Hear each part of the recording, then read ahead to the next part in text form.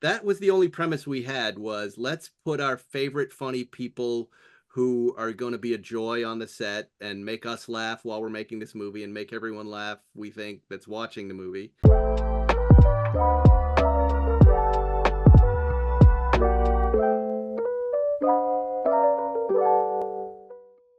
Hello, everyone. Talal Azim here from Popcorn and Soda, and I have the privilege today to discuss the upcoming release of the Netflix film Unfrosted. We're fortunate enough to be joined by the producer and co-writer of the film, Mr. Spike Feresten.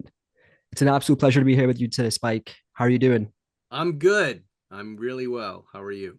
I'm doing great, thank you. And Spike, I want to congratulate you on the upcoming release of the film. I had a chance to watch it and I had such a great time with this film. It's got elements of so many different genres all into one, which creates its own very unique identity. So I want to start at the very beginning, Spike. This is loosely based on the true story of the creation of the Pop Tart. For you personally, like what drew you to the story? Jerry wanted to do it. I wanted to do a movie with him. I've been wanting to do a movie with him for the longest time. And he's like, I'd like to do a movie about whatever, man, whatever you want to make a movie about, I'm in. He's, if not the funniest person I know, the funniest person I know. And to get to a chance to work with him again I was not going to say no to that. So that's what really drew me to the story. But it was soon after that I learned like how smart about comedy he is, because I remember being at a party and we're making small talk with a bunch of people that we don't know and won't hang out with ever again, and they would say, well, what are you guys doing? And Jerry would go, he'd go, watch this. He goes, we're making a movie about the Pop Tart, and everyone would laugh. And he goes, you see. And I'd go, that's why you're Jerry Seinfeld. You know these little things about words and products, and here we are. So that's really why. Oh, it's amazing. And hey, when Jerry asks, I guess we all got to deliver, right? Yeah, well, I did have to push him a lot to do it. he he's doing a lot of he was doing a lot of stand-up, but it was during the pandemic and none of us were working. None of us could work. So yeah, it's the idea of getting, Andy and Barry, we all did B movie together, and we had it was so much fun writing that movie and making that movie. The idea of doing it again, because none of us really do it every, we're not Sandler making 4 movies a year. We knew this would be a unique experience and special, that it was kind of, irresistible for us to try it again in a different way.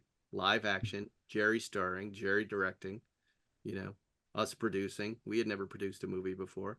Let's go.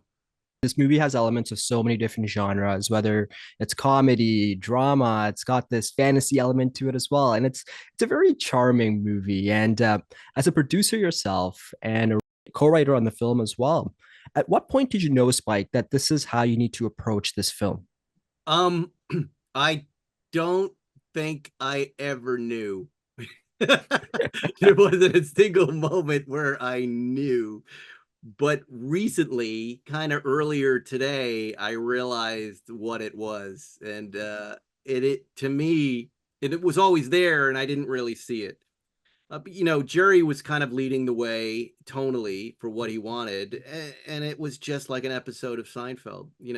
I think of this movie as a much supersized episode of Seinfeld with a much bigger budget. But it treats a story and a product in the same way the series treated a story and the product. Like, the Yankees were a big part of the Seinfeld series, and Tyson Chicken and Pottery Barn and Jay Peterman. It's the same tone. It's a movie version of a Seinfeld episode. Bigger, better, a lot more money on the screen, but tonally, at the end of the day, it's an episode of Seinfeld without the audience, I think. Well, what I really enjoyed about this film, Spike, is that the world that you guys created. And again, it's the story centers around Kellogg's Post, the mascots, the Breakfast Mafia. And then on top of that, you have a who's who of different actors playing those parts. So was that always part of the plan to get a cast that could replicate these larger than life characters? No, it really wasn't. Our premise was much simpler, and it was let's work with the funniest people we can get and funniest people we know.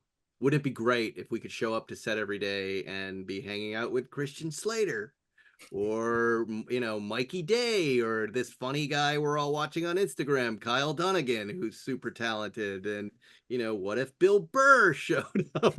Or, it was all. Do you think Melissa McCarthy would take our call? Where does Hugh Grant live? About the only person we couldn't track down was Daniel Day-Lewis, who we really, and I think everybody who makes a movie has this thought, well, we're going to be the project that brings Daniel Day-Lewis out of retirement. But we really tried to find Daniel Day-Lewis and get him to do it. But um, that was the only premise we had, was let's put our favorite funny people who are going to be a joy on the set and make us laugh while we're making this movie and make everyone laugh, we think, that's watching the movie, and keep it fun like an episode of Seinfeld was. It was the same idea. We don't want a stressed out set. We're making a silly movie about Pop Tarts here. We just want to have a good time, and we want the audience to have a good time. Well, yeah, I can definitely say it was definitely a good time. And just on the topic of Jerry, and more specifically your collaboration with Jerry throughout the years, especially with this being Jerry's directorial debut, Mm-hmm. your collaboration dates all the way back to the days of Seinfeld, as you mentioned. And creatives grow and evolve over time, just like everything in life. But would you say there is one single constant that has remained the exact same from the start of your collaboration with Jerry up until today? About our dynamic working together. Yes. Yeah, they're a couple. One, he's an amazing laugher. Like, if you're in the world of comedy as a comedy writer or comedian, kind of, I think most of us, all you really care about is making people laugh, right? So when you make you're in a writing session, you make Jerry Seinfeld laugh.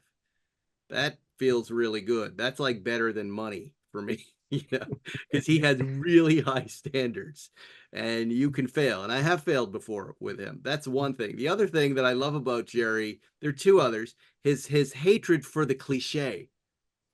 You can't in a script say anything like it is what it is. You don't ever want to go there, or even with a word, or even with an obscenity or an exclamation, which leads you to funny phrases like "sweet fancy Moses." That I really love about him, and his determination to only do funny stuff.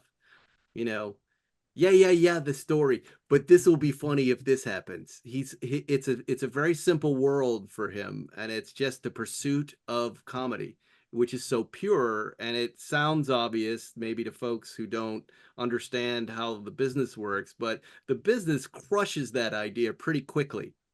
And the combination of Netflix giving Jerry this sandbox and going, do whatever you want. We love what you do, Jerry. And Jerry going, well, I like to just make comedy and say funny things. That's how we ended up that with this film, and believe it or not, it's a unique experience. You don't often get to do this. Well, once again, Spike, I want to congratulate you on the upcoming release of Unfrosted. I had a great time with the film, and I truly believe audiences will as well. Wish you all the best, and I really appreciate your time today. Thank you so much. Thank you so much.